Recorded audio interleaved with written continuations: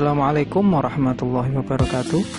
Berjumpa lagi Sobat Belajar. Yuk belajar tematik bersama Pak Mahfud. Belajar tematik semakin asik. Pada kesempatan kali ini kita nanti akan melanjutkan pembelajaran pada kelas 6. Kita masuk ke tema 2 ya, persatuan dalam perbedaan. Subtema 1, rukun dalam perbedaan. Pembelajaran yang pertama.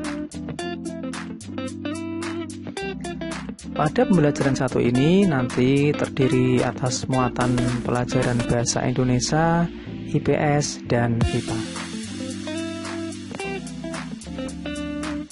Selanjutnya untuk tujuan pembelajarannya, Sobat Belajar bisa membaca sendiri ya pada layar untuk mempersingkat waktu.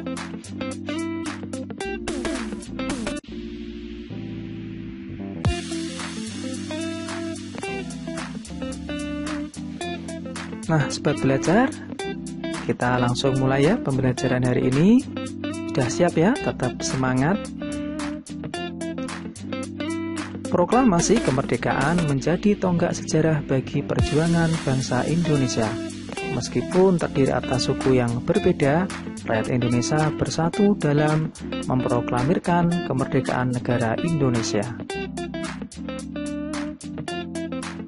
Setiap tanggal 17 Agustus, rakyat Indonesia selalu mendengar petugas upacara membacakan teks proklamasi.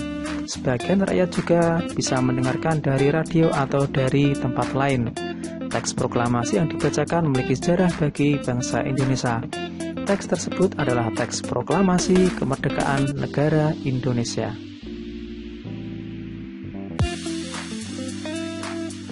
Coba Sobat Belajar amati tulisan berikut ya.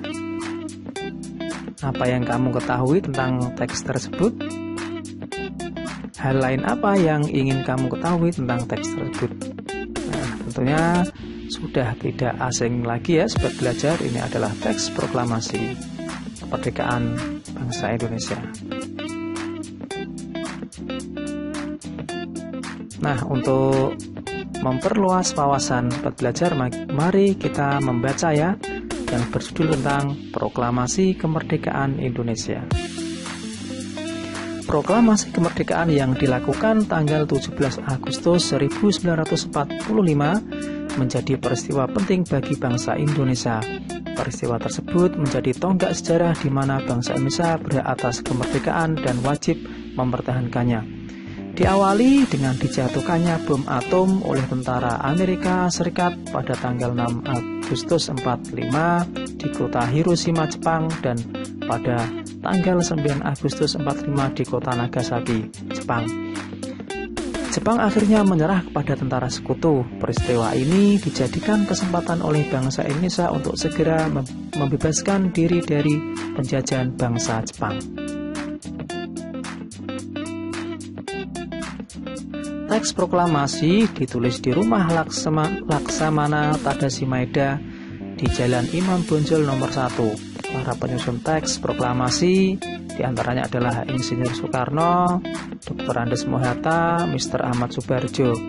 Konsep teks proklamasi ditulis oleh Insinyur Soekarno. Saat itu hadir pula BM Diah, Sayuti Melik, Soekarni, dan Sudiro.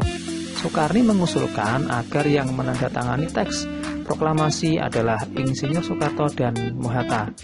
Atas nama bangsa Indonesia, teks proklamasi diketik oleh Sayuti Melik.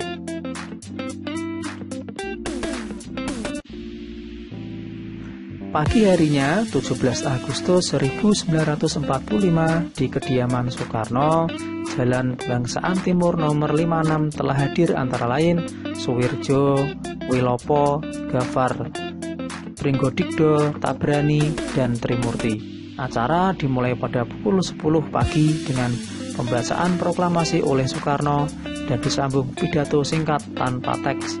Kemudian bendera merah putih yang telah dijahit oleh Ibu Fatmawati dikibarkan pada saat itu.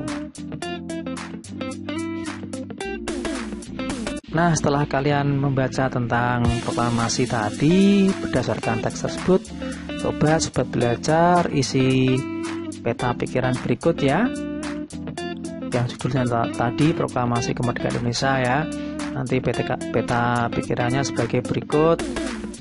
Nanti ada kata tanya apa, mengapa, siapa, di mana, kapan, dan bagaimana. Ini nanti kalian membuat kalimat pertanyaan dengan menggunakan kata tanya ini ya. Nanti Pak Guru kasih contoh sedikit. Contohnya ini mengapa, tadi berdasarkan bacaan ya. Mengapa tentara Jepang menyerah kepada sekutu? Nah, tadi kan sudah ada di bacaan, bisa dibuat pertanyaan. Kemudian untuk siapa saja perumus teks naskah Proklamasi Kemerdekaan RI. Terus nanti yang lainnya bisa diteruskan oleh sobat belajar ya, untuk membuat kalimat pertanyaan sesuai dengan teks bacaan Proklamasi Kemerdekaan Indonesia. Pasti mudah ya sobat belajar. Menjelang proklamasi kemerdekaan, perbedaan daerah, agama, dan suku bangsa bukanlah penghalang bagi generasi muda dan generasi tua untuk berkumpul. Perbedaan pendapat sempat terjadi, namun akhirnya mereka bersatu padu untuk memproklamirkan kemerdekaan Indonesia. Pada waktu itu, semangat persatuan sangat menonjol. Bangsa Indonesia memiliki tekad yang kuat. Tidak ada jalan lain dalam usaha memproklamirkan kemerdekaan kecuali menjalin persatuan dan kesatuan. Hal ini mencerminkan kerukunan dalam perbedaan.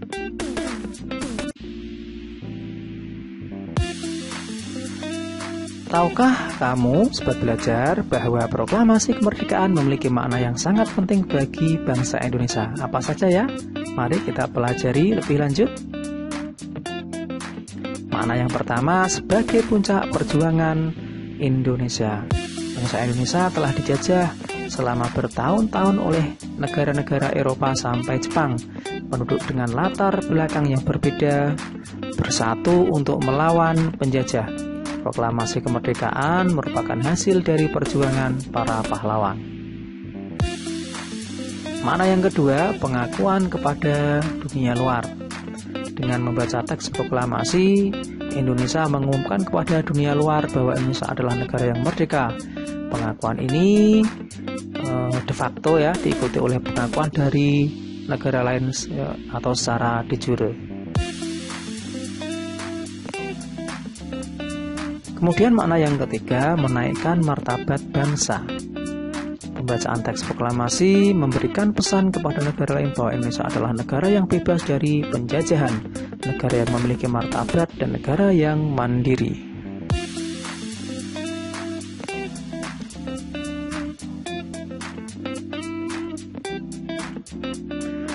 Makna yang keempat, perjuangan sebagai negara baru. Indonesia adalah negara yang dibangun oleh rakyat dan untuk rakyat. Negara Indonesia adalah negara mandiri yang tidak tergantung kepada negara lain. Selanjutnya, makna yang kelima, tonggak sejarah negara Indonesia. Pembacaan teks proklamasi merupakan awal dari masa kemerdekaan Indonesia yang terbebas dari belenggu penjajahan. Masih ingatkah kamu pepatah di mana bumi dipijak, di sana langit dijunjung? Pepatah ini mempunyai makna, apabila kita berada di tempat yang baru, maka kita perlu menyesuaikan diri dengan keadaan setempat, agar kita bisa diterima dan hidup berdampingan dengan damai. Hal ini juga berlaku pada tumbuhan. Agar keberlangsungan hidupnya terjamin, maka tumbuhan harus mampu melakukan adaptasi sesuai kondisi lingkungannya. Bagaimana cara tumbuhan beradaptasi? Ayo kita pelajari. Nah, mari kita mengamati bunga teratai ya, sobat belajar. Tahukah kamu bunga teratai? Tanaman ini tumbuh di air. Agar dapat menyesuaikan diri, tanaman ini memiliki akar di bawah air. Tangkai daunnya tumbuh menjalar sehingga daun teratai dapat mengapung di air. Daun teratai bundar dan lebar. Fungsinya adalah agar daun dapat menyerap cahaya matahari sebanyak-banyaknya. Hal ini akan berdampak saat penguapan air dan berfotosintesis.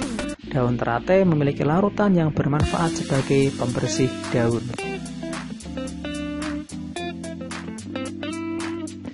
Teratai memiliki batang dengan rongga di dalamnya.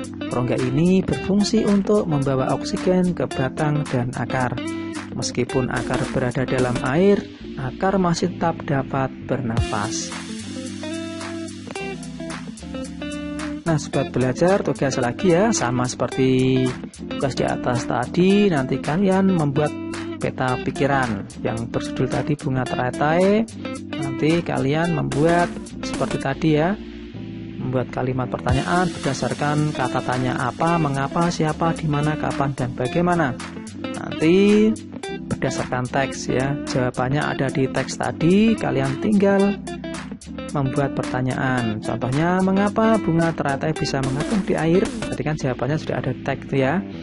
Udah dapat belajar, nanti yang seterusnya bisa dilanjutkan oleh sobat belajar buat latihan. Pasti mudah ya sobat belajar. Tuhan menciptakan kita berbeda-beda agar kita saling mengenal dan saling menghargai. Perbedaan merupakan anugerah dari Tuhan Yang Maha Esa. Demikian sobat belajar, video pembelajaran kali ini. Kalian bisa mengunjungi deskripsi jika ingin link-link video pembelajaran lainnya ya, di bawah video ini di deskripsi. Dan jangan lupa jika bermanfaat, dukung channel ini dengan cara like, share, and subscribe ya sobat belajar.